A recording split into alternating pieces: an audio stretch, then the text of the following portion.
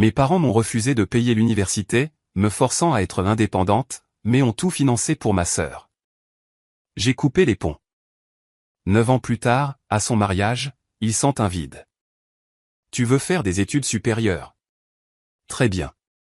Débrouille-toi toute seule, a dit ma mère en faisant glisser un chèque de 100 000 € sur la table vers ma petite sœur.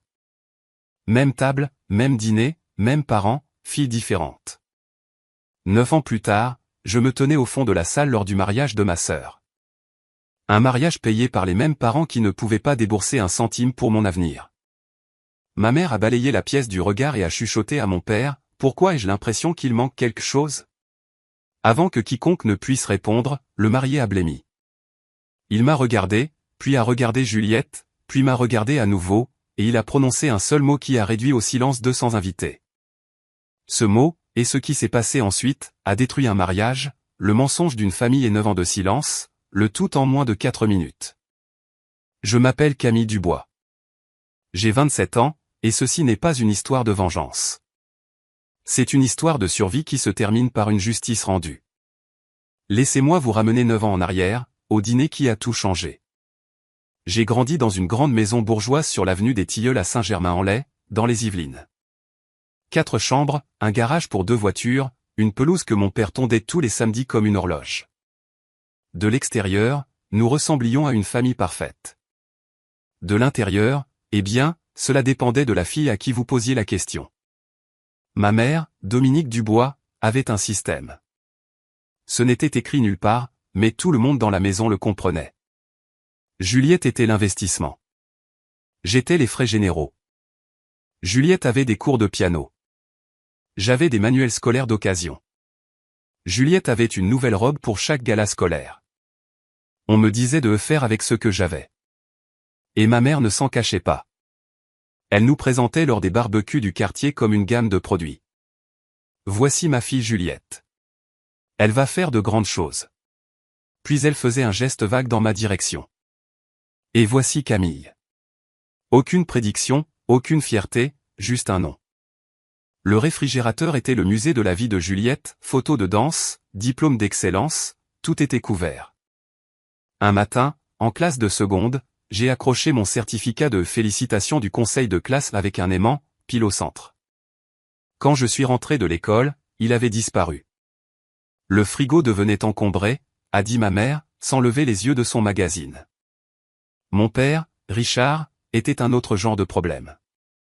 Il n'était pas cruel. Il était absent, émotionnellement et stratégiquement absent. Il m'attrapait parfois dans le couloir, hors de portée de voix de ma mère, et me serrait l'épaule. Je suis fier de toi, gamine. 5 mots. Toujours chuchoté. Toujours quand Dominique ne regardait pas, comme si être fier de moi était quelque chose qui nécessitait le secret. Je me disais que ça changerait quand j'entrerais à l'université.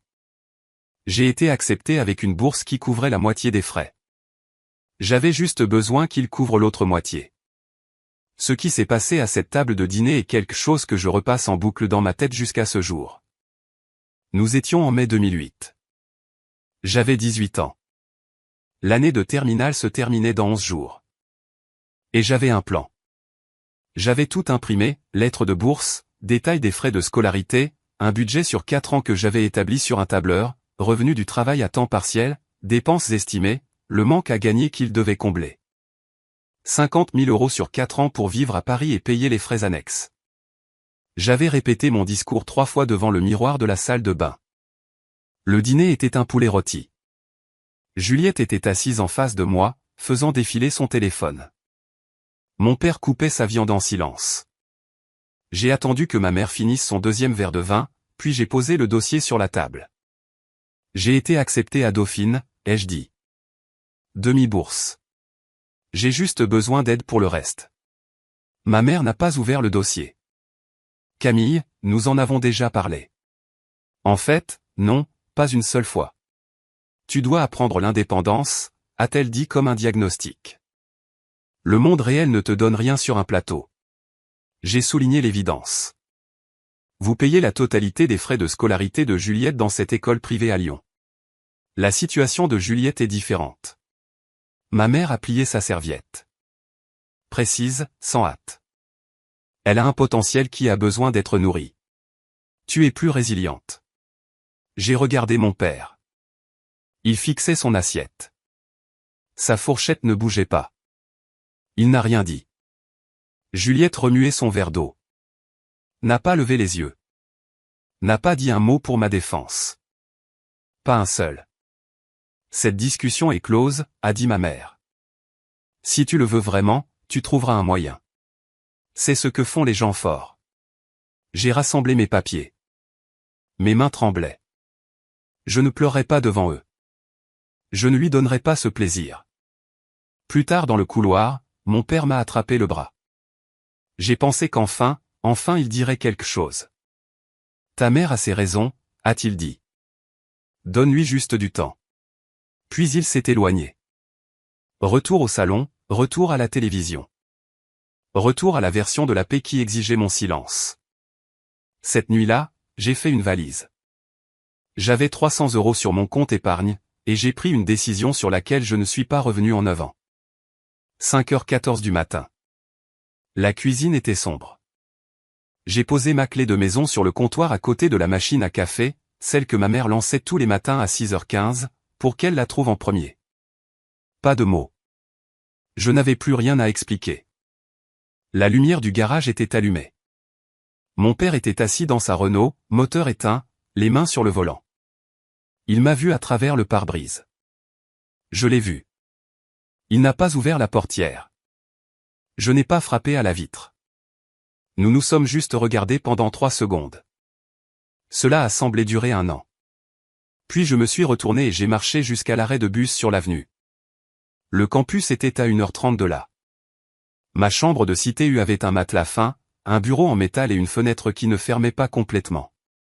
Pas de drap, pas de couverture. J'avais oublié les miens. J'ai dormi dans ma veste cette première nuit. À la fin de la semaine, j'avais 3 emplois. Plongeuse chez Giovanni, un restaurant italien près de la gare, caissière de nuit dans une station Total sur la Nationale, et équipe de nettoyage dans les résidences universitaires le week-end. Mon emploi du temps était un puzzle sans image sur la boîte. 4 heures de sommeil ici, une sieste de 90 minutes là. Je mangeais tout ce que Giovanni jetait à la fermeture. 2 semaines plus tard, j'ai appelé ma mère. Je ne sais pas pourquoi. Peut-être que je pensais que la distance avait adouci quelque chose. Tu as fait ton choix, a-t-elle dit. N'appelle pas pour me faire culpabiliser. Elle a raccroché. 7 secondes. C'était toute la conversation. J'ai enregistré son numéro sous un nouveau nom, ne pas répondre. Ce soir-là, un texto est arrivé de Juliette. Je l'ai regardé longtemps. Maman dit que tu fais ta dramatique. Rentre à la maison et excuse-toi. C'était donc l'histoire qu'elle racontait. Je n'étais pas la fille qu'ils avaient abandonnée. J'étais la fille qui était partie. La difficile. La dramatique. Je ne le savais pas alors, mais cet appel téléphonique était la dernière fois que je parlerais à ma mère pendant près d'une décennie. Et quand nous nous sommes finalement retrouvés face à face, elle n'a pas reconnu la personne que j'étais devenue. Ma première année de licence m'a presque brisé. Je me suis endormi 2 fois en cours de chimie organique, j'ai renversé de l'eau bouillante sur ma main gauche pendant un coup de feu chez Giovanni. Brûlure au 2e degré, 3 doigts, je l'ai enveloppé dans de la gaze de la trousse de premier secours de la station-service et je suis allé à mon cours du matin 40 minutes plus tard. Ma moyenne générale stagnait à novembre 2020, dangereusement proche de me faire perdre la bourse qui me maintenait inscrite. Le professeur Alain Vasseur l'a remarqué, il enseignait mon séminaire d'introduction aux sciences de la santé. Cheveux argentés, nœud papillon, le genre d'homme qui lit vraiment les copies des étudiants au lieu de les survoler. Après le cours un mardi, il m'a demandé de rester. Vous êtes épuisé, a-t-il dit. Ce n'est pas une question. Je lui ai donné la version courte. Il ne m'a pas plainte. Il a sorti un dossier de subvention interne et d'assistant de recherche. Vous êtes trop intelligente pour vous épuiser avant la 2e année, a-t-il dit. Laissez-moi vous aider à trouver un moyen qui ne vous coûte ni vos mains ni votre sommeil. Il m'a fait entrer dans un poste de recherche rémunéré dans son laboratoire. Ce n'était pas grand-chose, 400 € par mois, mais cela remplaçait les quarts de nuit à la station Total. Pendant ce temps, ma mère était occupée. Noël est arrivé. Je n'étais pas invité. Cependant, j'ai appris plus tard que Dominique avait dit à toute la famille que j'avais été invité et que j'avais refusé. Elle ne veut pas nous voir, aurait dit ma mère, en s'essuyant les yeux avec une serviette. Nous avons tout essayé. Ma tante Hélène, la sœur cadette de Dominique, m'a appelé la semaine suivante. Ta mère a le cœur brisé, Camille. Pourquoi lui fais-tu ça? J'ai essayé d'expliquer. Hélène m'a coupé la parole. Dominique ne ferait jamais ça. Tu as toujours été la difficile. La ligne a été coupée. Et juste comme ça, j'ai perdu le côté de la famille de ma mère aussi. Cette même semaine, Juliette a posté une photo sur Facebook. Une Audi A3 flambant neuf garée dans l'allée de mes parents, un nœud rouge sur le capot. Légende, les meilleurs parents du monde. Le commentaire de ma mère en dessous, tout pour ma petite fille. 87 mentions j'aime. J'ai fait une capture d'écran, non pas par amertume, mais par clarté. C'était la nuit où j'ai arrêté d'espérer qu'il change et où j'ai commencé à construire une vie qui n'avait pas besoin qu'il le fasse. Léna Nowak s'est assise à côté de moi en biologie 201 le premier jour de la deuxième année.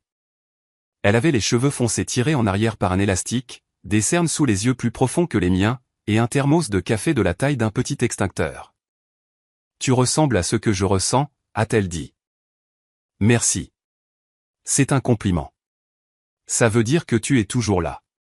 Léna faisait médecine. Ses parents avaient immigré de République tchèque quand elle avait 6 ans. Il tenait un pressing à Créteil et ne pouvait pas plus payer ses frais de scolarité que les miens. La différence étant que les siens voulaient vraiment aider. Ils ne le pouvaient simplement pas. Mes parents le pouvaient. Ils avaient juste choisi de ne pas le faire. Elle est devenue la première personne à qui j'ai raconté toute l'histoire. Tout. Le dîner, le chèque, l'Audi, le post Facebook.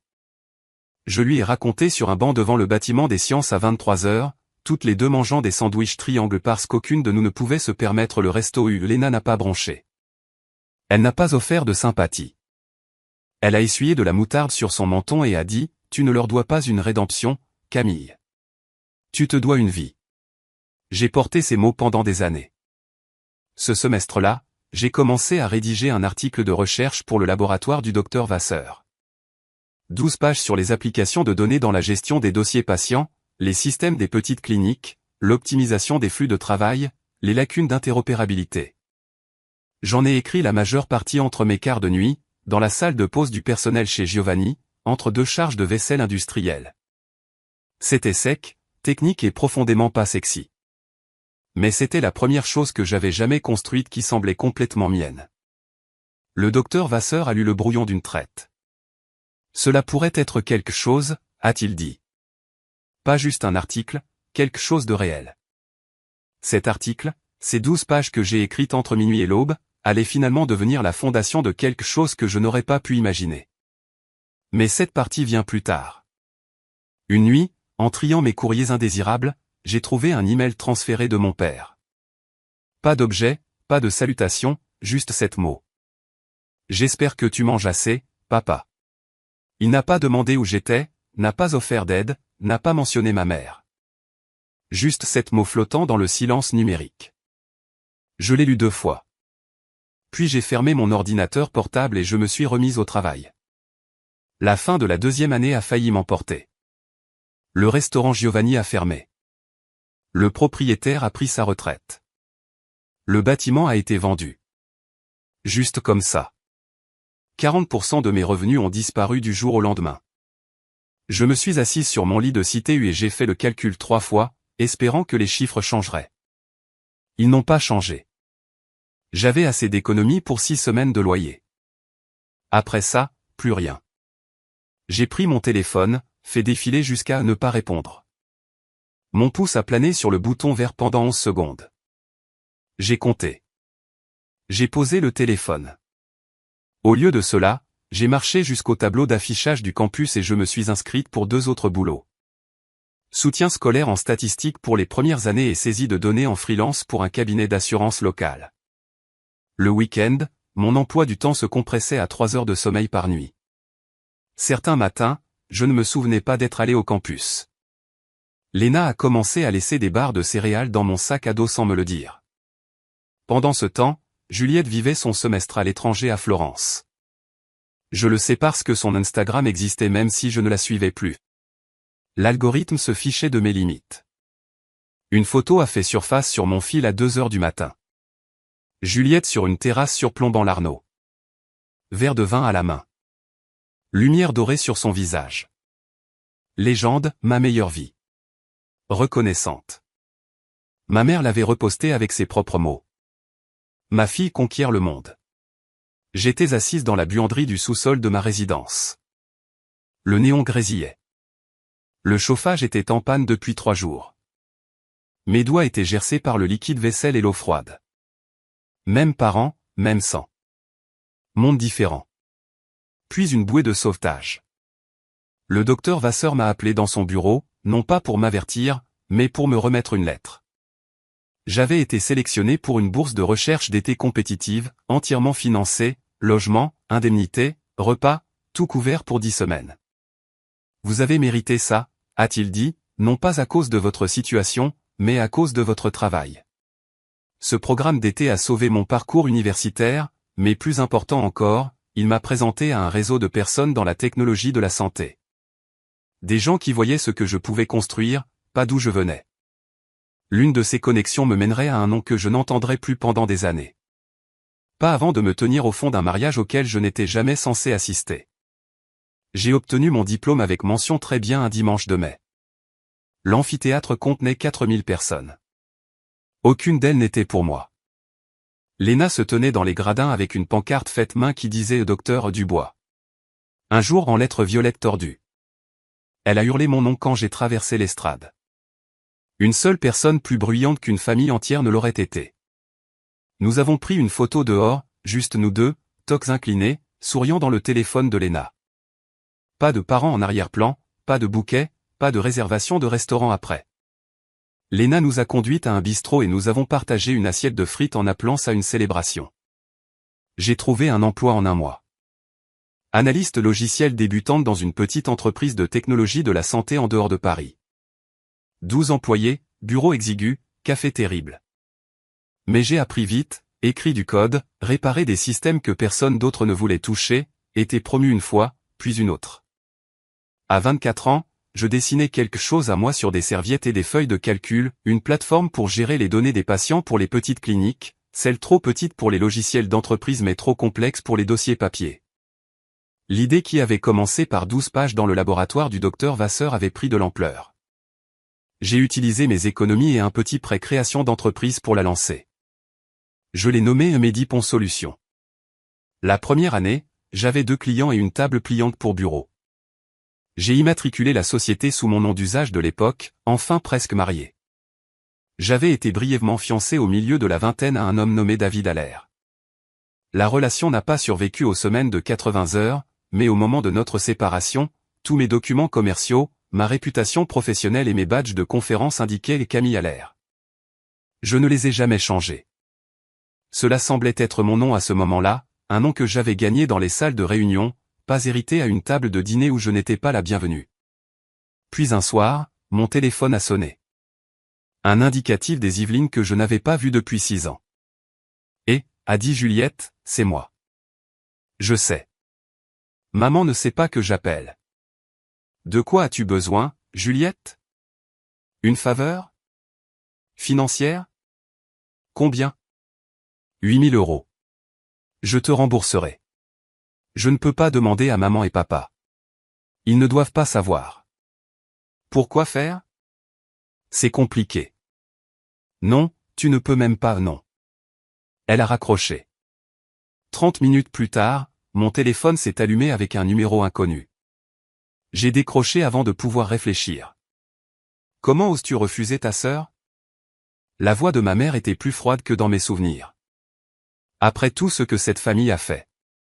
J'ai appuyé sur le bouton rouge, posé le téléphone face contre terre sur le comptoir et je suis resté là à rejouer ce que Juliette avait dit 30 minutes plus tôt.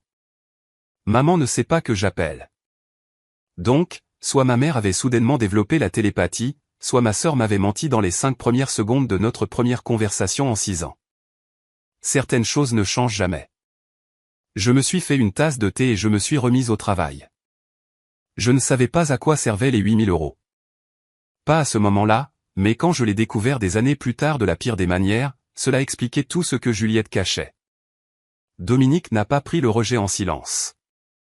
Elle ne le faisait jamais. En une semaine, mon téléphone a commencé à sonner.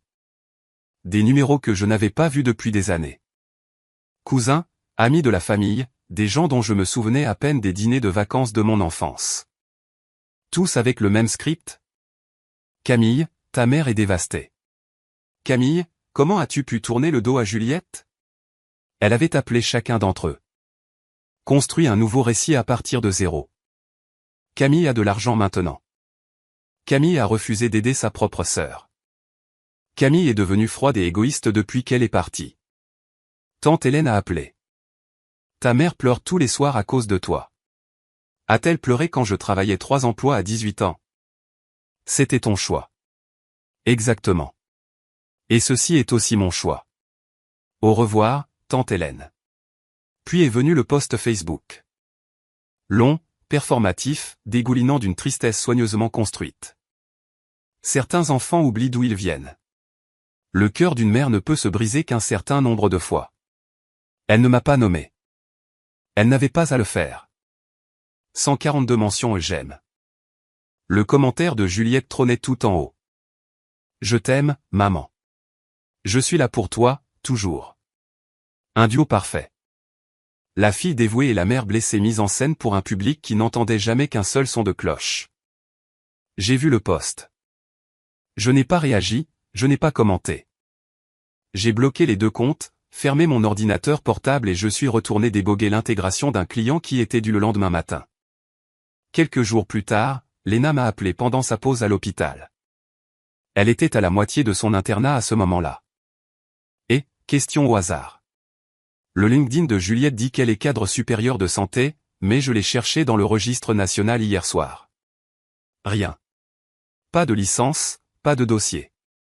Peut-être qu'elle ne l'a pas mis à jour. Ou peut-être qu'il n'y a rien à mettre à jour. J'ai classé ça dans un coin de ma tête. Je n'y ai plus pensé. J'étais trop occupé à construire quelque chose de réel pour chasser le mensonge de quelqu'un d'autre. J'aurais pu riposter. J'aurais pu poster ma propre version, corriger le tir, sortir les preuves, mais j'avais une entreprise à construire. Et la meilleure réponse à un faux récit n'est pas un contre-récit. C'est une vie qu'ils ne peuvent pas éditer. 26 mois après cet appel téléphonique, Medipon Solutions a clôturé sa levée de fonds de série à 4,2 millions d'euros de financement, 28 employés, un vrai bureau à la Défense avec de vrais bureaux et du café qui n'avait pas le goût de déterge. Je conduisais toujours une Honda Civic avec une bosse sur le pare-chocs arrière, je vivais toujours dans un 2 pièces à Courbevoie. Je n'ai pas construit cette entreprise pour impressionner qui que ce soit, ai-je dit à Léna quand elle m'a demandé pourquoi je n'avais pas changé de standing. Je l'ai construite parce que je n'avais pas de filet de sécurité et aucune autre option. Cet octobre-là, j'ai été invité à parler à une conférence sur les technologies de la santé à Lyon, 200 participants, principalement des administrateurs d'hôpitaux et des gestionnaires de cliniques. J'ai présenté la plateforme de Medipon, comment elle réduisait le temps d'intégration pour les petits cabinets de 60%. Comment elle s'intégrait aux systèmes existants sans le prix des logiciels d'entreprise. Après, un homme en blazer gris s'est présenté près de la machine à café. Grand, poignée de main confiante, contact visuel direct. Marc Weber, je suis directeur financier des cliniques Beauvallon, une chaîne régionale. Nous nous agrandissons. Ce que vous avez montré là-haut est exactement ce que nous cherchions. Combien de sites? Ai-je demandé. 14-22 d'ici l'année prochaine. C'est un déploiement important. C'est le cas, c'est pourquoi je veux parler chiffres. Pouvons-nous nous rencontrer le mois prochain? Nous avons échangé des cartes de visite. J'ai écrit un Marc Weber, clinique Beauvallon, suivi novembre dans mes notes de réunion ce soir-là. Juste un nom, juste un contrat potentiel. Alors que j'attendais mon train de retour, une notification est apparue sur mon téléphone. Juliette Dubois vous a envoyé une demande d'amis sur Facebook. Elle avait créé un nouveau compte. L'ancien était toujours bloqué. Je l'ai regardé quelques secondes, puis j'ai appuyé sur refuser et rangé mon téléphone. Marc Weber. Je ne savais pas qu'il allait devenir le fiancé de ma sœur ou que notre accord ferait exploser un mensonge que ma famille construisait depuis 9 ans. 6 mois plus tard, l'accord avec les cliniques Beauvallon prenait forme. Valeur du contrat, 2,8 millions d'euros. Facilement le plus gros de l'histoire de Medipon. Mon équipe avait passé des semaines sur la proposition. Spécifications techniques, délai de mise en œuvre, documentation de conformité. La santé est très réglementée, et chaque détail devait être irréprochable. Dans le cadre de l'accord, Beauvallon voulait que Medipon gère leur module d'accréditation, le système qui suit les licences du personnel, les certifications et la formation continue pour les audits réglementaires. Pour le construire correctement, nous avions besoin de leur dossier du personnel existant comme données d'échantillons pour la mise en œuvre. Mon responsable de la conformité a demandé la liste complète du personnel avec les diplômes listés. C'était une exigence technique, pas une enquête. Juste des données dont nous avions besoin pour configurer le système correctement. Cette partie-là était routinière. Ce qui ne l'était pas, c'était l'enveloppe arrivée à mon appartement un mardi après-midi. Couleur crème, papier cartonné lourd, dorure sur les bords. Je l'ai ouverte, debout au comptoir de la cuisine, tenant toujours mes clés. Avec leur famille, Juliette Dubois et Marc Weber ont l'honneur de solliciter votre présence à leur mariage. Domaine de la Roseraie, Normandie, samedi 15 juin. 17 h. Je l'ai lu 2 fois. Puis je l'ai posé et j'ai marché jusqu'à la fenêtre et je suis resté là un moment. Marc Weber, le même Marc Weber dont le contrat était dans ma boîte de réception. Ma sœur épousait mon plus gros client. J'ai repris l'invitation. Un morceau de papier de cahier plié est tombé de derrière la carte de réponse. L'écriture était tremblante, penchée, de petites lettres appuyées fort sur le papier. S'il te plaît, viens. Papa. Pas Dominique, pas Juliette, Richard. Il l'avait glissé comme de la contrebande. Mon père ne savait pas ce que je faisais dans la vie. Il n'avait jamais demandé et je ne lui avais jamais dit.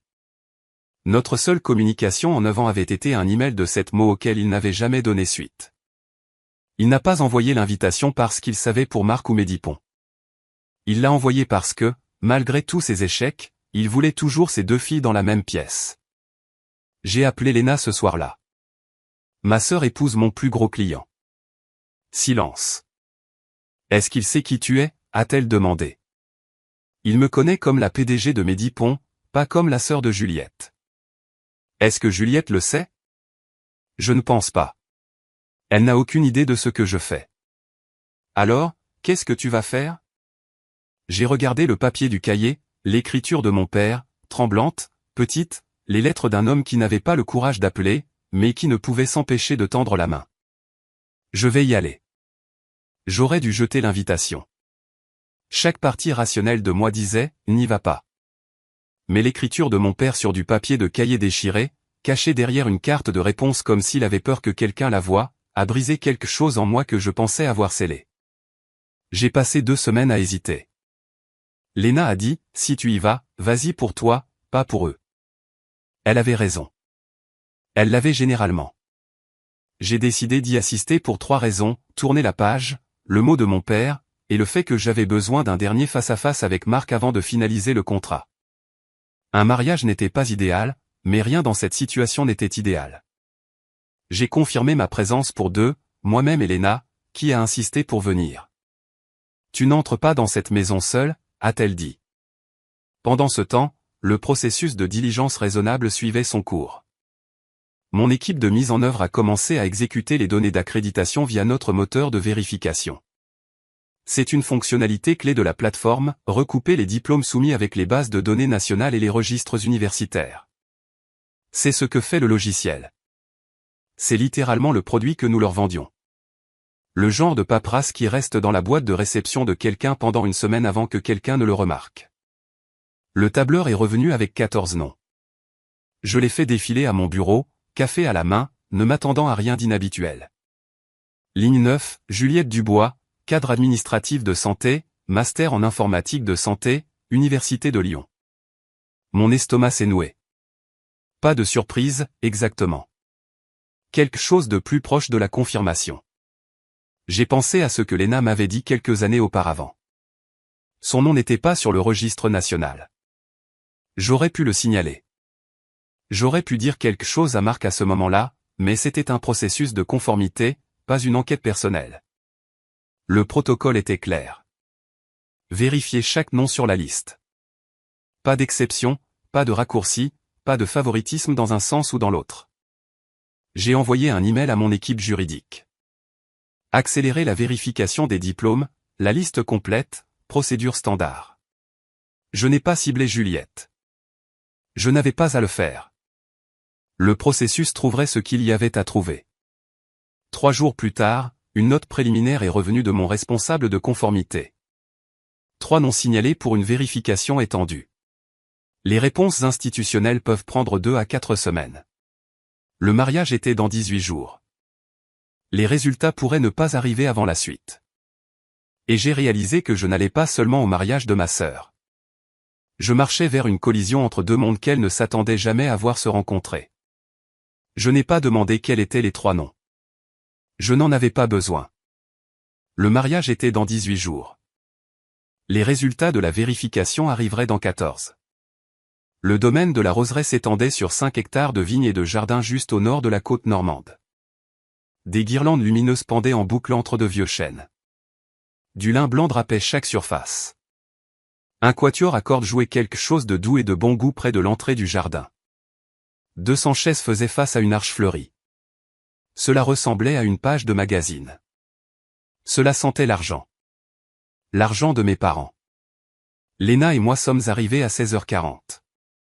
Je portais une robe bleu marine simple, cheveux lâchés, pas de bijoux voyants. Léna portait du noir. Soutien moral et ambiance funéraire, a-t-elle chuchoté. Les deux s'appliquent. Nous avions à peine passé la table d'accueil qu'une voix a coupé la musique ambiante. Je ne m'attendais pas à te voir ici. Tante Hélène. Champagne à la main, même expression pincée qu'elle portait la dernière fois qu'elle m'avait dit que j'étais la difficile. J'ai été invité, ai-je dit. Par qui? Est-ce que ça compte? Je suis là. Elle a ouvert la bouche, l'a fermée, puis a battu en retraite vers un groupe de cousins près du bar. Je l'ai regardé chuchoter quelque chose à 2 femmes que je reconnaissais vaguement. Les 2 se sont tournés pour me regarder. Puis ma mère est apparue. Dominique Dubois se déplaçait dans la foule comme une hôtesse lors d'un gala. Robe couleur champagne, brushing parfait, sourire réglé sur la puissance maximale. Elle touchait des épaules, embrassait des joues, riait de choses qui n'étaient pas drôles. Quand elle m'a vu, le sourire n'est pas tombé. Il s'est figé. Elle a traversé la pelouse en 6 secondes et m'a tiré derrière un treillis de roses blanches. Qu'est-ce que tu fais ici? J'assiste au mariage de ma sœur. Tu ne fais plus partie de cette famille depuis 9 ans. De qui était-ce le choix? Sa mâchoire s'est serrée. Ne fais pas de scène. Pas aujourd'hui. Je n'ai aucune intention de faire une scène, maman. Elle m'a étudié pendant 3 longues secondes, me lisant, calculant. Puis elle s'est retournée vers ses invités, la voix brillante et chaude comme le soleil. Camille a décidé de nous faire une surprise. Comme c'est merveilleux. Elle ne m'a pas touché, ne m'a pas serré dans ses bras, m'a juste intégré dans sa performance comme un fil lâche qu'elle devait rentrer avant que quelqu'un ne remarque. Puis j'ai senti une main sur mon épaule. Je me suis retourné. Mon père se tenait derrière moi. Son costume était un peu trop grand. Ses yeux étaient rouges. Il n'a pas dit un mot. Il m'a juste attiré dans ses bras et m'a serré. 9 ans. La première vraie étreinte en 9 ans. Je me suis raidi un instant. Mon corps ne se souvenait pas comment recevoir cela. Puis j'ai expiré et tapoté son dos. Salut, papa. Il a hoché la tête contre mon épaule, serré plus fort. J'ai senti les yeux de Dominique sur mon dos tout le temps que mon père me tenait. Elle n'était pas en colère que je sois venu. Elle avait peur. Je ne comprenais juste pas pourquoi. Pas encore. Juliette m'a trouvé 10 minutes plus tard. Elle est arrivée à travers la foule dans un nuage de tulle blanc et de lac. Son visage passant par des émotions plus vite qu'elle ne pouvait s'arrêter sur une seule. Choc, puis calcul, puis performance. Elle a atterri sur la performance. Camille, oh mon Dieu, tu es venue. Elle a jeté ses bras autour de moi devant une douzaine d'invités qui regardaient, sa voix assez aiguë pour porter. Tu m'as tellement manqué. Son parfum coûtait cher. Son étreinte était creuse. Elle m'a serré comme un accessoire, assez fort pour les photos, assez lâche pour ne rien dire. Tu as l'air superbe, a-t-elle dit en reculant, me scannant de la tête aux pieds. Pas de chaleur, une évaluation. Félicitations, Juliette. Merci. Je n'arrive pas à croire que tu sois là. Maman ne m'a pas dit. Elle ne savait pas. Une lueur de quelque chose a traversé le visage de Juliette. Elle a récupéré vite. Ma mère s'est matérialisée à mon coude. Allons t'asseoir, Camille. Sa main s'est refermée sur mon bras, pas doucement, et m'a dirigé vers le fond de la zone de réception. La table était cachée derrière un pilier près de l'entrée du traiteur. Des marque-places pour des noms que je ne reconnaissais pas. Des gens du bureau de Juliette, des U+100 partenaires, le siège le plus éloigné de la table d'honneur, le siège le plus éloigné du micro. Nous ne t'attendions pas, a dit Dominique. Alors, c'était la seule place restante. Léna s'est assise à côté de moi et n'a rien dit. Elle n'en avait pas besoin. Son expression disait tout. Depuis la table d'honneur, la voix de ma mère portait à travers la réception alors qu'elle présentait Juliette aux sympathisants. Ma fille, la cadre de santé, elle a si bien réussi. Nous sommes si fiers. Ma fille, au singulier. Une cousine s'est penchée vers Dominique. Et Camille, que fait-elle ces jours-ci? Oh, elle se une pause, une inclinaison de la tête, point elle se cherche. Vous savez comment c'est. Un rire léger a parcouru la table. Quelques personnes ont jeté un coup d'œil dans ma direction. La main de Léna a trouvé la mienne sous la nappe. Respire. Je respire. J'ai respiré à travers pire que ça pendant 9 ans. Au bar, Marc se tenait avec un groupe de garçons d'honneur gesticulant avec animation. Je l'ai entendu dire assez fort pour que ça porte, attendez de rencontrer notre partenaire technologique stratégique plus tard. Elle vient juste pour cet accord majeur. Il parlait de moi. Il ne le savait juste pas encore. Les discours ont commencé après le plat principal. Le témoin de Marc est passé en premier. Charmant, oubliable. Puis la demoiselle d'honneur de Juliette, une amie de fac qui a pleuré sur commande. Applaudissements polis, verre levé, le rythme d'un mariage faisant ce que font les mariages. Puis ma mère s'est levée. Dominique Dubois a pris le micro comme si elle était née en tenant un. Elle a souri à la foule, tamponné ses yeux avant même d'avoir dit un mot. La performance était immaculée. Je veux parler de ce que c'est d'élever une fille, a-t-elle commencé. Mes doigts se sont resserrés autour de mon verre d'eau. Elle a parlé de sacrifices, de nuits tardives et de matins précoces, de tout verser dans l'avenir de Juliette. Elle a parlé de l'incroyable carrière universitaire de Juliette, de son dévouement, de son indépendance. J'ai élevé ma fille pour qu'elle soit indépendante, a dit Dominique. Pour chasser ses rêves, pour ne jamais se contenter de peu. Aujourd'hui, elle épouse un homme digne de tout ce qu'elle a construit. Indépendante. Le mot m'a frappé comme une gifle. Le même mot qu'elle avait utilisé pour tout me refuser. Elle a continué. Juliette est la preuve que lorsqu'une famille investit dans ses enfants, de belles choses se produisent. 200 personnes ont applaudi. Je n'ai pas bougé. La main de Léna a appuyé plus fort contre la mienne. Puis le regard de Dominique a dérivé à travers la pièce et s'est posé sur moi. Une pause. Pratiquée. Délibérée. Et bien sûr, nous aimons tous nos enfants, a-t-elle dit de la manière dont on ajouterait une note de bas de page. Une pensée après coup agrafée au bas d'une page finie. Quelques têtes se sont tournées vers moi. J'ai gardé mon visage immobile. Dominique a conclu avec un grand geste. Pourquoi ai-je l'impression qu'il manque quelque chose aujourd'hui? Oh, je pense que c'est parce que notre famille est enfin complète à nouveau. Applaudissements. Ma mère est retournée à son siège rayonnante. Mon père est apparu à ma table quelques instants plus tard. Sa main a trouvé mon épaule. Elle ne voulait pas dire ça comme ça. Elle voulait dire exactement ça, papa. Elle le fait toujours. Il a ouvert la bouche. Rien n'est sorti. Il a tapoté mon épaule une fois et est retourné à la table d'honneur. Je n'allais rien dire. Je n'allais pas faire de scène. J'allais m'asseoir à ma table au fond de la salle, finir mon eau et partir. C'était le plan. C'était toujours le plan. Mais alors, Marc s'est dirigé vers ma table avec un homme que je reconnaissais, et le plan a cessé d'avoir de l'importance. Grégoire Hamon m'a vu le premier. C'était l'associé de Marc. Je l'avais rencontré une fois lors d'un appel vidéo pendant les négociations du contrat. Trapu, le visage rouge, une voix qui portait. Il s'est arrêté à mi-chemin à 1 mètre de ma table. Camille Dubois, Mehdi Pons. Marc s'est retourné, m'a regardé, puis a regardé à nouveau. Attends. Son visage s'est réorganisé en temps réel. Tu es Camille Dubois. La Camille Dubois. Je me suis levé. Salut, Marc. Mais à l'air, ce n'est pas il a regardé l'invitation dans sa mémoire. Dubois. Attends, ton vrai nom est Dubois. Camille Dubois, la sœur aînée de Juliette. J'utilise à l'air professionnellement. Depuis des années. L'air entre nous a changé. J'ai regardé Marc faire le calcul. Le nom de famille, l'invitation, la sœur que Juliette avait mentionnée seulement en passant, toujours vaguement, toujours avec dédain. Elle n'a jamais. Il s'est tu. Elle n'a jamais mentionné qu'elle avait une sœur dans la tech. Elle a dit que sa sœur était. Il s'est arrêté, mais pas assez vite. Était quoi, ai-je demandé. Ses yeux se sont baissés. Elle a dit que vous étiez brouillé.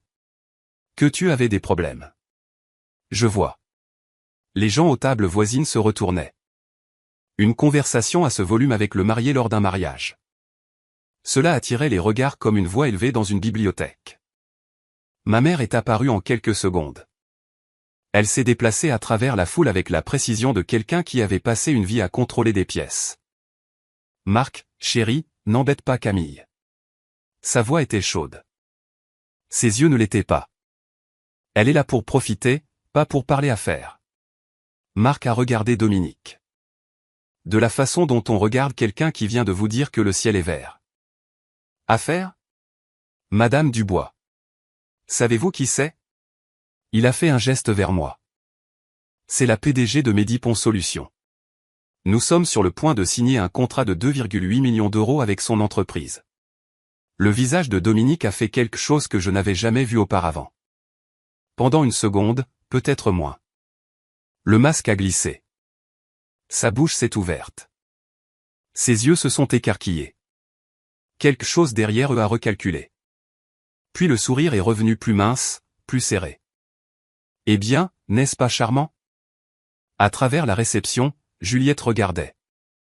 Elle était en pleine conversation avec une demoiselle d'honneur, mais son corps s'était tourné vers nous, son verre figé à mi-chemin de ses lèvres. Elle l'a posé sur la table la plus proche et a commencé à marcher vers nous. Pour la première fois de ma vie, j'ai vu la peur dans les yeux de ma sœur. Pas de moi, mais d'être découverte. Marc n'a pas attendu que Juliette nous rejoigne. Il se dirigeait déjà vers l'estrade, micro à la main, courant sur l'adrénaline d'un homme qui vient de tomber sur ce qu'il pensait être la plus grande coïncidence de la soirée. Tout le monde, désolé. Encore une petite annonce rapide. Il a souri à la foule. 200 visages se sont tournés. Je viens de découvrir quelque chose d'incroyable. La PDG de Mehdi Pons Solutions, l'entreprise qui est sur le point de transformer nos opérations cliniques, est ici ce soir. Et il se trouve qu'elle est la sœur aînée de Juliette. Le quatuor à cordes s'était arrêté. Même le personnel de traiteur s'est arrêté. Camille Allaire, ou comme je viens de le découvrir, Camille Dubois, la sœur aînée de Juliette. Marc a pointé vers ma table. Elle a construit son entreprise à partir de zéro. Pas de relation familiale, pas d'investisseur. Au début, elle a codé le premier prototype elle-même tout en travaillant 2 emplois. Finaliste Forbes 30 Under 30. Et elle était assise à la table du fond tout ce temps. Silence d'abord, puis applaudissements dispersés au début, puis plus forts, puis soutenus. Les gens tendaient le cou. Quelques-uns se sont levés. Je suis resté debout, j'ai hoché la tête une fois. Merci, Marc. C'est le jour de Juliette. Gardons l'attention sur les mariés. Mais 200 personnes faisaient déjà ce que font 200 personnes. Elles recalculaient. Je pouvais le voir sur leur visage. Les murmures ont commencé immédiatement. Attends, c'est la sœur que Dominique disait se chercher ? C'est celle qui est partie ? Forbes. À la table d'honneur, ma mère était assise immobile. Elle souriait toujours, mais le sourire était devenu rigide. Le genre d'expression que les muscles maintiennent quand le cerveau derrière a arrêté d'envoyer des instructions. Juliette se tenait figée près de la table des desserts, son bouquet pendait d'une main, et tante Hélène, la messagère la plus fidèle de ma mère, la femme qui m'avait appelé difficile 2 fois en une décennie, a marché jusqu'à moi avec le visage rouge pivoine. « Pourquoi tu ne nous as pas dit ?» Je l'ai fait, tante Hélène. J'ai gardé ma voix égale. Il y a 6 ans, tu as dit que j'étais la difficile. Elle n'avait pas de réponse à cela.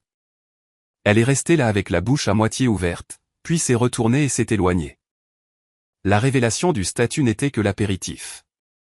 Le plat principal arrivait encore, et il n'avait rien à voir avec moi. Juliette a atteint Marc avant moi. Je ne pouvais pas entendre les mots d'où je me tenais, mais je pouvais lire le langage corporel. Les mains de Juliette bougeaient vite, expliquant, déviant, remodelant. Les bras de Marc étaient croisés. Sa mâchoire était serrée.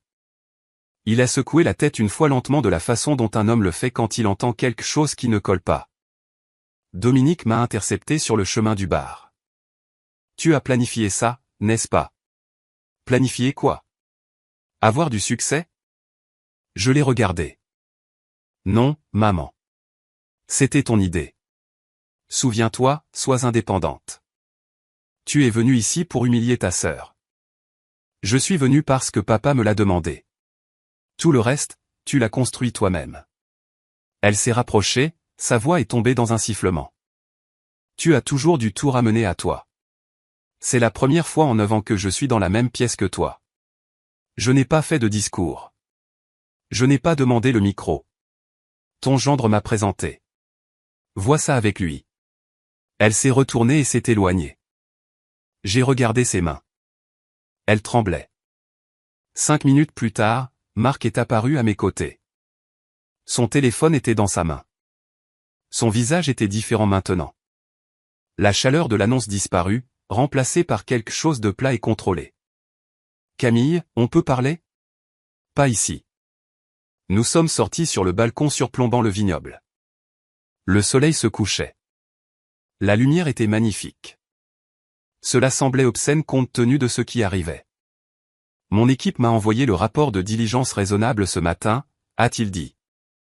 Je ne l'avais pas lu avant tout à l'heure. Il a levé son téléphone. Le nom de Juliette est sur la liste de vérification des diplômes. Je sais. Ça dit que son master de l'université d'État n'existe pas. Ils n'ont aucune trace d'elle terminant un programme. Elle s'est inscrite mais n'a pas fini la 2e année. Je sais. Il m'a fixé. Tu savais et tu ne me l'as pas dit. La vérification finale est revenue hier matin. Livraison samedi à l'email de mon responsable de conformité. Elle me l'a transféré 3 heures avant que je monte dans la voiture pour conduire ici. Je n'ai pas eu le temps de le faire traiter par le juridique encore, Marc. Je ne savais même pas comment commencer cette conversation. Salut, les diplômes de ta fiancée sont faux. Aussi, elle est ma sœur avec qui je suis brouillé. Il n'y a pas de manuel pour ça. L'écran de son téléphone est devenu noir. Il est resté là, les 2 mains sur la rambarde, fixant les rangées de vignes en bas. 3 minutes de silence. La basse de la musique de réception battait faiblement à travers les portes vitrées. Puis il a dit quelque chose que je n'oublierai jamais. Je vais lui demander une fois, a dit Marc, serrant toujours la rambarde. Devant tout le monde. Parce que si elle me ment en face une fois de plus devant ma famille, mes partenaires, alors je saurai exactement qui j'ai failli épouser. Marc, ne fais pas ça. Il est rentré à l'intérieur. J'ai suivi 3 pas derrière.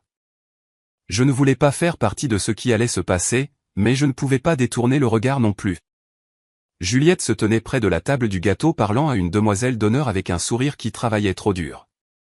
Elle a vu Marc arriver et son sourire s'est éclairé. Bébé, peu importe ce qu'elle t'a dit. As-tu obtenu ton diplôme de l'université ? La demoiselle d'honneur a fait un pas en arrière. Quoi ? Juliette a ri d'un son nerveux et court. Bien sûr que. Je ne demande pas as-tu obtenu ton diplôme ? Les yeux de Juliette ont bougé. Gauche, droite. Elle scannait la pièce, calculant qui pouvait entendre. La plupart des tables à portée de voix s'étaient tues. On peut en parler plus tard? Tu m'as dit que tu avais un master. La voix de Marc n'était pas forte. Elle était rigide, le genre de calme qui fait que les gens se penchent. Tu as dit à tes parents que tu étais diplômé. Tu as dit à ma clinique que tu étais certifié. Dominique s'est matérialisé aux côtés de Juliette. Sa main a trouvé le bras de Juliette. Marc baisse d'un ton. Le saviez-vous? Il s'est tourné vers Dominique. Savoir quoi? Ma fille a obtenu son diplôme avec les honneurs. Elle n'a pas obtenu de diplôme du tout, Madame Dubois. La voix de Marc s'est brisée sur le dernier mot. Elle a abandonné en deuxième année. 200 invités. Silence total. Même le quatuor à cordes s'était arrêté. Le seul son était un verre de vin que quelqu'un avait posé trop fort à la table 6. Le visage de Juliette s'est effondré. La performance est tombée d'un coup, comme un échafaudage s'effondrant d'un bâtiment. Les larmes ont strié son maquillage. J'allais te le dire. Quand? Après le mariage. La mâchoire de Marc tremblait. Après que je t'ai embauché dans mon entreprise sur la base d'un CV que tu as inventé? Dominique a ouvert la bouche à nouveau et Marc a pivoté vers elle. Stop. Marc a levé une main. Pas fort, pas un cri, mais le seul mot a atterri comme une porte qui claque. La bouche de Juliette s'est figée au milieu d'une phrase. La réception entière s'est immobilisée. Il s'est tourné et m'a regardé, debout à 3 mètres, silencieuse, ne tenant rien, ne faisant rien. Cette personne, sa voix s'est brisée. Il a pressé son poing contre sa bouche un moment, s'est stabilisé, puis a laissé tomber sa main. Cette personne est la seule Dubois honnête dans cette pièce. 200 personnes m'ont regardé. Je n'ai pas parlé. Je n'ai pas hoché la tête. Je n'en avais pas besoin. Au bord de l'estrade, mon père se tenait seul. Une main agrippait le dossier d'une chaise. Il ne défendait personne. Il ne parlait pas. Il pleurait silencieusement, de la façon dont les hommes pleurent quand ils savent depuis des années et n'ont rien dit. Marc a quitté la terrasse et n'a pas regardé en arrière. Grégoire l'a suivi. Un groupe de garçons d'honneur a traîné derrière, échangeant des regards qui disaient ce que personne ne dirait à voix haute. Ce mariage était terminé. Juliette s'est effondrée au sol. Sa robe s'est tassée autour d'elle comme un parachute dégonflé. Tout ce tissu blanc, tout cet argent s'installant sur les dalles de pierre. 2 demoiselles d'honneur se sont accroupies à côté d'elle. L'une lui a tendu une serviette. Juliette ne l'a pas prise. La réception bourdonnait du murmure électrique bas de 200 personnes traitant quelque chose qu'elle n'oublierait jamais. Des chaises ont raclé, des téléphones sont sortis. Quelqu'un à une table du fond envoyait déjà des SMS. Ma mère s'est tournée vers moi. Son sang-froid avait disparu. Pas fissuré, brisé. Sa voix est sortie à vif. Tu es contente maintenant? Tu as détruit la vie de ta sœur. Je n'ai pas élevé la voix. Je n'ai pas fait un pas de plus. J'ai parlé assez clairement pour que les tables voisines entendent. Pas parce que je voulais un public, mais parce que j'avais fini d'avoir des conversations dans les coins. Non, maman. Les mensonges de Juliette ont détruit la vie de Juliette. Le processus de conformité standard de mon entreprise a trouvé la vérité. Ce n'est pas de la vengeance. C'est de la responsabilité. Tu aurais pu l'enterrer. S. À voix tremblait. Tu aurais pu ne rien dire. Et commettre une fraude? Risquer mon entreprise, mes employés, mes clients pour un mensonge? J'ai secoué la tête. Non, je ne sacrifierai pas mon intégrité pour l'image de cette famille. Plus maintenant. Quelque chose a changé dans la foule. Je pouvais le sentir, le poids de la perception basculait. Quelques proches aux tables voisines ont échangé des regards. Tante Hélène a pressé sa main contre sa bouche. Un homme plus âgé que je ne reconnaissais pas, quelqu'un du côté de Marc, m'a fait un signe de tête une fois. Juste une fois, mais cela signifiait tout. Dominique a regardé autour d'elle. Pour la première fois, la salle n'était pas avec elle. Elle s'est retournée et a marché vers le parking sans un autre mot. Une main a touché mon bras. Je me suis retourné. Mégane, la demoiselle d'honneur de Juliette, se tenait là, les yeux rouges. J'aurais dû dire quelque chose il y a des années, a-t-elle dit. Je savais pour le diplôme. Elle m'a supplié de garder le silence. Je suis désolé. Le mensonge avait donc des racines plus profondes et plus larges que je ne l'avais imaginé. J'ai ramassé ma pochette sur la table. Il était temps de partir. J'étais à mi-chemin du parking en gravier quand j'ai entendu ses pas. Irréguliers, précipités, chaussures de ville sur pierre meuble. Camille, attends. Je me suis arrêté mais je ne me suis pas retourné. L'air du soir était chaud et calme. Les grillons avaient commencé dans les rangées de vignes. Je n'ai plus rien à dire, papa. Alors laisse-moi dire quelque chose. Sa voix était essoufflée. Pour une fois, je me suis retourné. Mon père se tenait sous une guirlande lumineuse qui se terminait au bord du terrain. Sa cravate était desserrée. Ses yeux étaient enflés. Il avait l'air 10 ans plus vieux que l'homme que j'avais laissé dans le garage ce matin-là, il y a 9 ans. Je savais que c'était mal, a-t-il dit. Chaque jour, Camille, je savais que ce que ta mère faisait était mal, et je n'ai rien dit. Pourquoi? Il a pressé ses lèvres l'une contre l'autre, a regardé le sol, m'a regardé à nouveau. Parce que j'étais un lâche. Parce qu'il était plus facile de te perdre silencieusement que de la combattre bruyamment. Sa voix s'est brisée. Et ça me rend pire qu'elle. Parce qu'elle, au moins, croyait qu'elle avait raison. Je savais qu'elle avait tort. Et j'ai quand même choisi la paix. Le mot a plané entre nous. Paix. Le même mot derrière lequel il s'était caché toute ma vie. Ce n'était pas la paix, papa. C'était de l'abandon. Je sais. Silence. Une voiture a démarré quelque part sur le parking. La basse étouffée de la musique de réception pulsait encore de l'intérieur. Quelque part derrière nous, Juliette était toujours assise par terre dans sa robe de mariée. Quelque part, ma mère cherchait ses clés de voiture. Et ici, sous une guirlande lumineuse sur un terrain de gravier, mon père faisait la seule chose honnête qu'il avait faite en une décennie. Je ne te déteste pas, ai-je dit. Mais je ne peux pas te pardonner ce soir. Peut-être pas avant longtemps. C'est juste. Je dois y aller. Il a hoché la tête. Conduis prudemment. 2 mots, simples, petits. Mais ce n'était pas une excuse cette fois. Ce n'était pas une dérobade. Pour la première fois en 9 ans, mon père m'a dit quelque chose qui n'était pas conçu pour mettre fin à une conversation. C'était un aveu qu'il n'avait aucun droit d'en prolonger une. Léna attendait près de la voiture. Elle n'a pas demandé ce qu'il avait dit. Elle a juste démarré le moteur. Je n'ai pas pleuré jusqu'à ce que nous touchions l'autoroute. Les retombées sont venues par vagues. La première vague était numérique. En 48 heures, mon téléphone n'arrêtait pas de vibrer. Mais pour la première fois en près d'une décennie, les appels n'étaient pas des accusations. C'étaient des excuses. Tante Hélène a appelé le lundi matin. Sa voix était différente.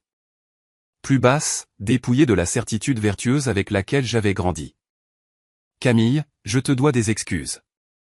J'ai cru tout ce que ta mère m'a dit pendant 9 ans. Chaque mot. J'avais tort. Je l'ai remercié. Je n'ai pas dit que c'était bon parce que ça ne l'était pas. Ma grand-tante Marguerite, la sœur de ma grand-mère, le membre vivant le plus âgé de la famille, m'a envoyé un email ce soir-là. 3 lignes. Ta grand-mère aurait été si fière de toi. Je suis désolé que nous n'ayons pas été là. S'il te plaît, ne nous abandonne pas tous.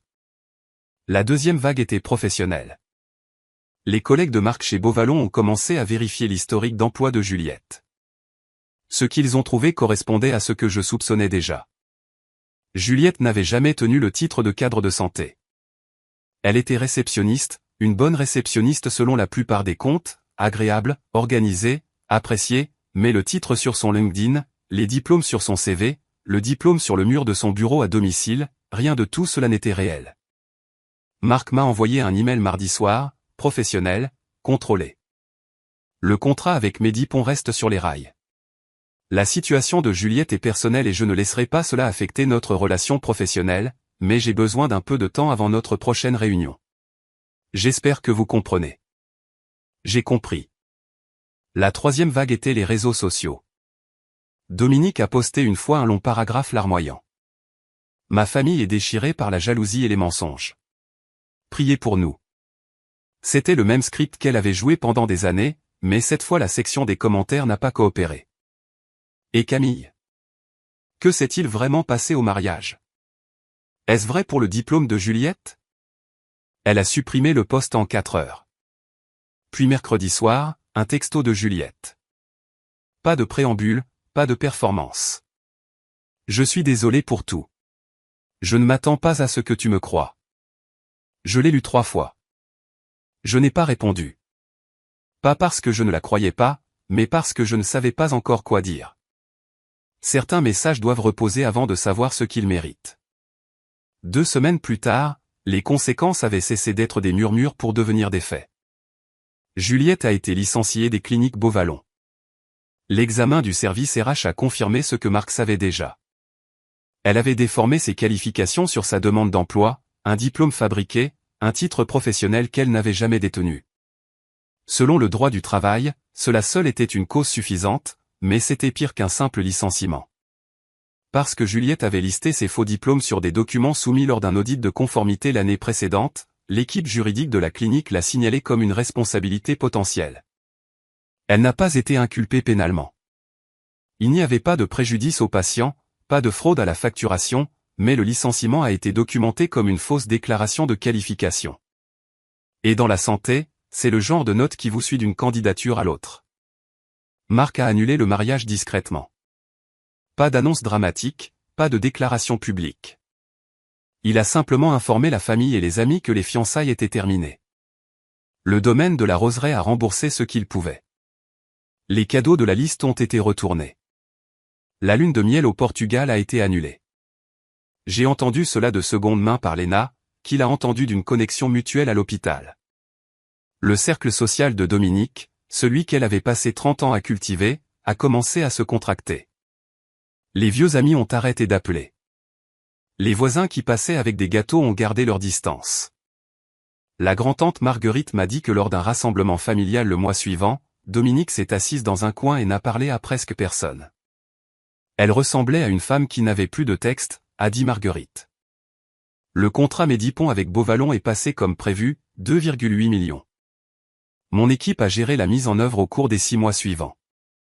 Marc et moi avons gardé les choses professionnelles, cordiales, efficaces, séparées de tout ce qui est personnel. Il m'a envoyé des fleurs pour le 5e anniversaire de Medipont. La carte disait, d'une personne self-made à une autre. Puis, un jeudi pluvieux, un paquet est arrivé à mon appartement. Petit, pas d'adresse de retour. Cachet de la poste des Yvelines. À l'intérieur se trouvait un morceau de papier que je n'avais pas vu depuis 12 ans. Mon certificat de félicitations du conseil de classe, celui que ma mère avait arraché du réfrigérateur quand j'avais 15 ans, celui qui avait disparu au matin. Il était légèrement plié au coin, jauni sur les bords.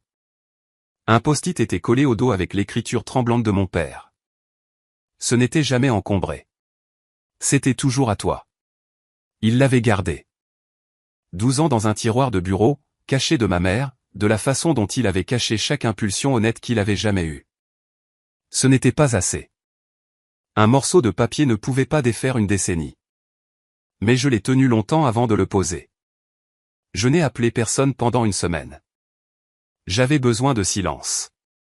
Puis un dimanche matin, je me suis assise à ma table de cuisine avec une tasse de café et j'ai fait ce que j'aurais dû faire il y a des années. Pas par colère, pas par victoire, mais par clarté. J'ai fixé les conditions. J'ai écrit un email à ma mère. Pas un texto, pas un appel, un email. Parce que Dominique performait mieux en temps réel, et je ne lui donnais pas de scène. Maman, je ne te déteste pas, mais je ne ferai plus semblant. Tu as choisi Juliette non pas parce qu'elle avait plus besoin de toi, mais parce qu'elle était plus facile à contrôler. J'étais gênante parce que je posais des questions. Je ne demande plus. Si tu veux une relation avec moi, cela commence par l'honnêteté, pas une performance, pas un post Facebook. L'honnêteté. La balle est dans ton camp. J'ai appuyé sur envoyer. Je ne l'ai pas relu. Elle n'a jamais répondu. Je n'étais pas surprise. Les narcissiques ne négocient pas. Ils performent ou ils battent en retraite. Dominique a battu en retraite. J'ai appelé mon père le soir suivant. Je suis ouverte à garder contact, ai-je dit, mais à mes conditions. Plus de donne-lui du temps. Plus de cache-cache derrière maman. Si tu veux être mon père, sois mon père à voix haute. Une longue pause. Je pouvais l'entendre respirer. Je vais essayer. N'essaie pas, fais-le. D'accord. Ce n'était pas une grande réconciliation. C'était une fissure dans un mur. Assez pour laisser passer la lumière. Pas assez pour passer à travers. Pas encore. Quant à Juliette, je ne l'ai pas contactée. Pas parce que je la détestais. Parce que je n'étais pas prête. Le pardon n'est pas une porte que vous claquez. C'est une porte que vous ouvrez quand vous êtes assez forte pour vous tenir dans l'encadrement sans tressaillir. Je n'en étais pas encore là. Peut-être un jour, mais pas selon le calendrier de quelqu'un d'autre. Ce vendredi soir-là, Léna est venue avec de la nourriture thaï et une bouteille de vin. Nous nous sommes assises sur le sol de mon salon, les récipients étalés entre nous, et elle a levé son verre. À la famille que tu as choisie. J'ai souri. Pour la première fois dans toute cette histoire, un vrai sourire. À la famille que j'ai choisie. Il y a une question que les gens me posent, pas souvent, mais quand ils entendent des morceaux de mon histoire lors d'une conférence ou d'un dîner ou dans une de ces conversations de fin de soirée qui vont plus loin que prévu, ils demandent « Te sens-tu vengé ?» Je suis assise dans mon bureau en ce moment. Il est tôt, 6h30, avant que quiconque n'arrive. La skyline de la Défense vire à l'orange à travers la fenêtre. 28 bureaux là-bas, 28 personnes qui entreront dans l'heure. Chacune d'elles construisant quelque chose qui compte. Cette entreprise a commencé comme 12 pages dans le laboratoire d'un professeur et une fille qui ne pouvaient pas se permettre ses propres draps de dortoir. Et non, je ne me sens pas vengé. La vengeance implique que j'avais besoin qu'ils aient tort pour que j'aie raison. Je n'en avais pas besoin. J'avais juste besoin d'être libre. Pendant des années, je me suis mesuré à une échelle que ma mère avait construite. Une échelle conçue pour que je sois toujours trop courte et que Juliette brille toujours. Il m'a fallu longtemps pour réaliser que l'échelle elle-même était cassée.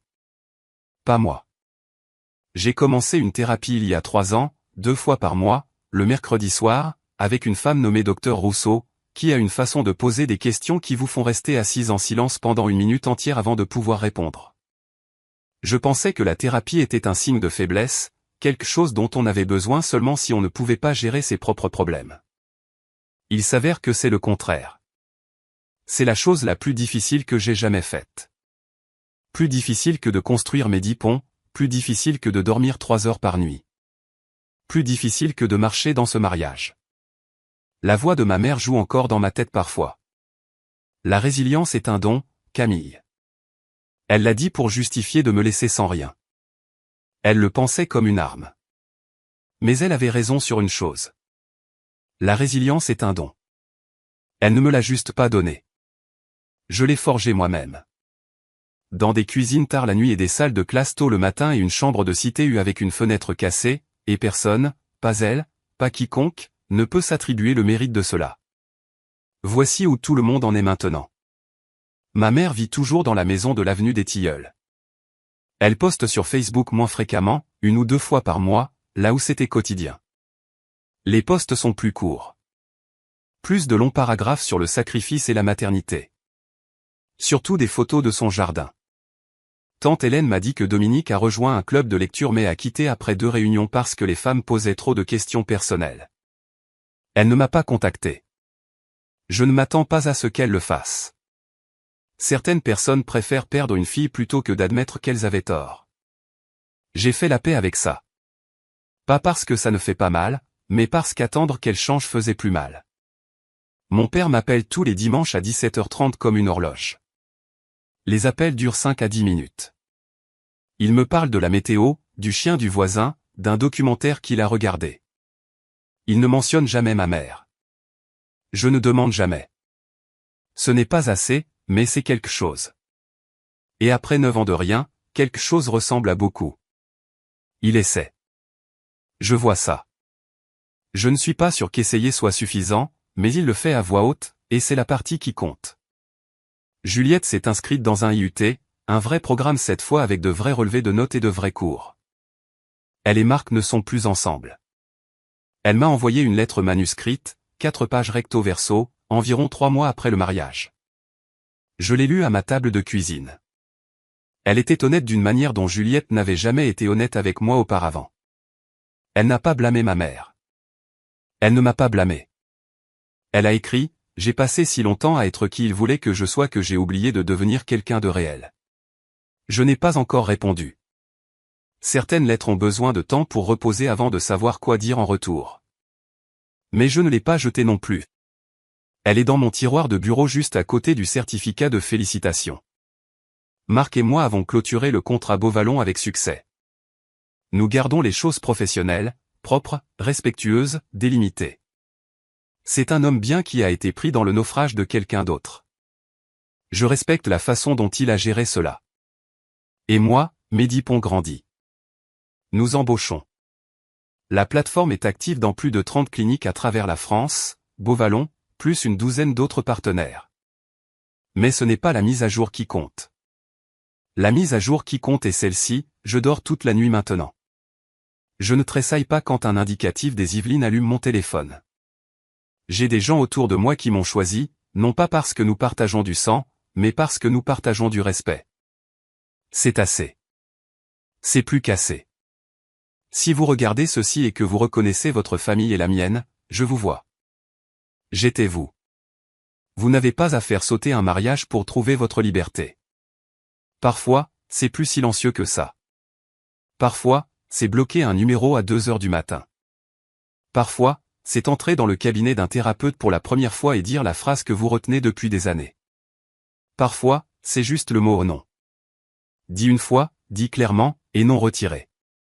Mes parents m'ont appris une chose, même s'ils ne le voulaient pas. Ils m'ont appris que je pouvais survivre sans eux. Et une fois que vous savez ça, que vous le savez vraiment, dans vos os, dans vos pires moments, dans le silence d'une chambre de cité vide à 18 ans, personne n'a plus de pouvoir sur vous. Je ne raconte pas cette histoire pour faire pitié. J'ai une entreprise, une meilleure amie qui m'a tenu la main sous une nappe lors du pire dîner de l'histoire de Normandie, et une vie que j'ai construite de mes 2 mains brûlées, gercées, ridées par l'eau de vaisselle. Je n'ai pas besoin de pitié. Je raconte cette histoire parce que pendant 9 ans, ma mère a contrôlé le récit. Camille est partie parce qu'elle était difficile. Camille a refusé notre aide. Camille est le problème. 200 personnes l'ont cru. Ma tante l'a cru. Mes cousins l'ont cru, et il y a eu des nuits, de longues nuits froides à 3 heures du matin où j'ai presque cru, moi aussi. Aujourd'hui, je reprends mon histoire. Si vous êtes le bouc émissaire de votre famille, celui qui est trop ou pas assez, si vous êtes le nom qui est chuchoté à Noël, l'enfant dont le certificat a été arraché du réfrigérateur, écoutez-moi quand je dis ceci, le rejet n'est pas votre reflet. Je suis Camille Dubois. J'ai 27 ans. Je dirige une entreprise que j'ai construite à partir de rien. J'ai une famille qui m'a choisi et je dors bien la nuit. C'est assez.